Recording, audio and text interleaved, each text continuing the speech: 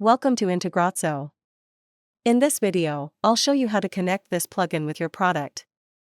You can find the plugin download link in the description below. Let's get started. After activating the plugin, go to the plugin setup page from your WordPress dashboard. Now click on Select Plugin. A pop-up will open. Choose your plugin from the list.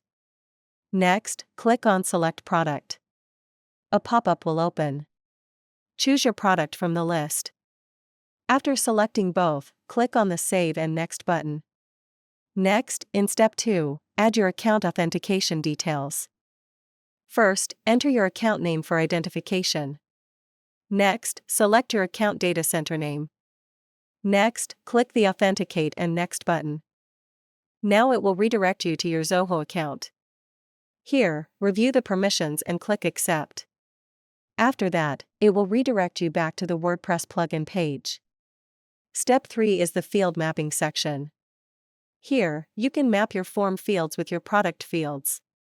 First, select the form you want to integrate from the list. Next, choose the module you want to connect from the list. After selecting both, click on the Save and Next button. Now the field mapping area will open. On the left side, the form fields will appear, and on the right side, the product fields will appear. Here, simply map the fields. After completing the field mapping, click on the Save Mapping button. Now the integration is completed successfully. Next, go to the Setup page. Here, all your integrations will be listed. You can enable or disable any integration using the toggle button. Next, click on the Logs tab at the top. Here, all the entries are listed, including successful and failed records. If needed, you can also resync the entries from here. That's all for now. Thank you for watching. If you have any questions, feel free to comment below.